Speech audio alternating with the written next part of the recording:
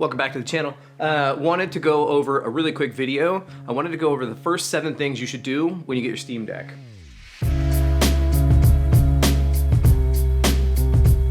Let's start with an obvious number 1. When you first get into the Steam Deck, you want to sign in. If you haven't created a Steam account before, this is where you're going to get into the gateway to all things PC gaming.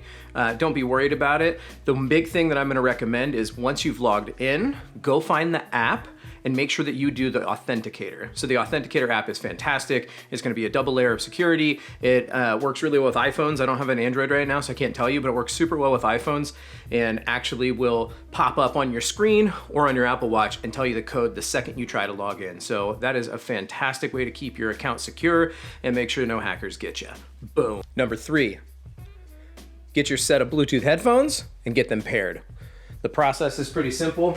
I'm using a wireless pair of earbuds. You could use AirPods, something from Sony, anything like that. The steps are gonna be, you're gonna hit the Steam button on the left. When that pops up, you're gonna go all the way down from home to settings. Once you're in settings, you're gonna scroll down from general all the way to Bluetooth. You're not going to audio for this. You're going all the way to Bluetooth. When you get to Bluetooth, you'll tab right with your D-pad and you'll turn your Bluetooth on if it's off. You'll scroll all the way down and you'll see paired devices should have nothing in it. You're going to go down a little bit further to available to pair, and your headphones should pop up in there as long as you have them in pairing mode. That's it. Hit select and you have paired your Bluetooth headphones. All right, number 4. Let's talk about quick settings. Number 4 is the quick settings. That's that button with the 3 dots on the right. You're gonna use this button to access any and all pertinent information in the middle of gaming. So at the top, you'll have your battery and your Wi-Fi and stuff showing up. However, if you click that 3 dots button on the right, directly below the touchpad, you will have a plethora of things that you can adjust. You'll get your notifications are in there first. Next thing you'll find is gonna be your friends. So you can create chat, you can do kind of all that stuff, see what your buds are doing directly from there. If you scroll down a little further, you'll get to the quick settings. That's gonna be the little cog icon.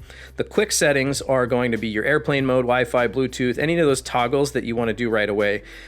Quick tip for saving a little bit of battery: if you turn off Game Rumble and Steam Haptics at the bottom right, when you're traveling you need more battery, that'll stop the actual haptic motors, which are physical things vibrating. As soon as you get rid of those, that might save you a little bit of battery. On to the next thing, we're gonna go down to that battery performance section. So it looks like a battery logo. When you go in there, you'll tab over to the right.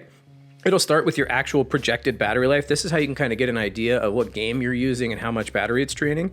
If you drop down below, you'll see the overlay. It goes in many different versions, showing you everything from just your FPS to as much information as you could possibly want. I typically leave it on number 1, which is just the FPS. That one's good for me because then I can always see where I'm at, right? Next thing down, we're going to go past the basic view, and you're going to get to something that says performance settings. You're going to go to user, per game, profile, and the very next thing down that says frame limit, that is tip number 5. Once you're in this performance overlay on the right side, you're gonna drop to the frame limit, and below it, it says refresh rate. What you wanna do is select the refresh rate, and you're gonna scroll all the way down from 60 to 40. This is going to physically change the refresh rate of your screen and physically hardware limit it. This is going to be massive boost for battery life. Anything between 30 and 40, as long as the frame times are normal, should be a really, really smooth experience on a screen this small. You don't need 60. It's not going to be a game changer in most games, and most people may not even notice the difference between 40 and 60. Yell at me in the comments if you disagree. But the reality is most people won't notice. You're going to go up from there, and you're going to go to frame rate limit, and you're going to drop that from off to 40.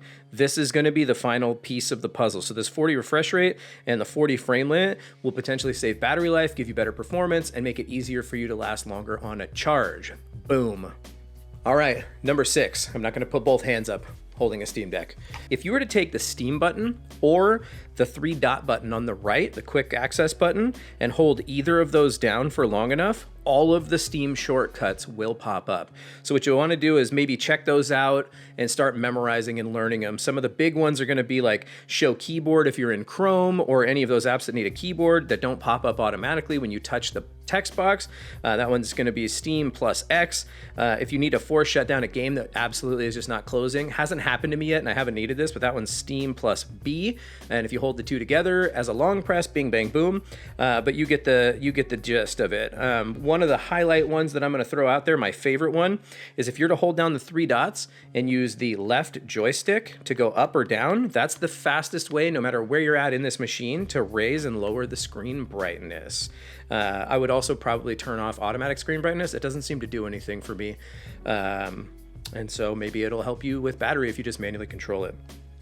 All right, number 7, our final tip of the day, charging while playing. I know a lot of you guys want to play this completely on battery, and that's awesome. However, if you're playing AAA games like Elden Ring or Guardians of the Galaxy or anything like that, and you're playing it even on low settings at 40 frames per second, the battery's not going to last more than 2 hours. Now, what do you want to do if you're playing at home and your battery's already low, but you still want to be able to leave the house later, right? You want to be able to charge it while you're playing. So you can use something like a 30-watt charger. The Apple one works great. This is from an iPad or a MacBook Air M1. Do not use these little tiny 5-watt ones laying around the house. You're going to completely drain the battery while playing. It may take longer, but it will happen. I believe the one that comes with the Steam Deck, let's see, this is the one that comes with the Steam Deck. You can get an idea. Anything you buy that's smaller than this probably won't work well.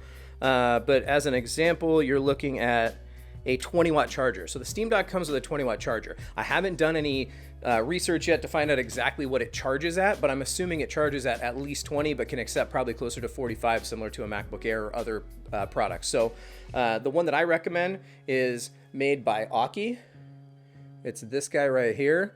It is very cool because it has 2 separate chargers. It's got the IQ Quick Charge, and it's absolutely fantastic. It's very small, same size as this, but I can charge 2 devices at once. I can charge my MacBook or another laptop or iPad at the same time as plugging in a normal 5-watt charger in this bottom slot to go into my phone. That's it. Thanks for watching the video. Tell us in the comments what your tips and tricks are for the first things people should do when they get their Steam Deck. As usual, if you have any questions, I'll meet you in the comments. Peace.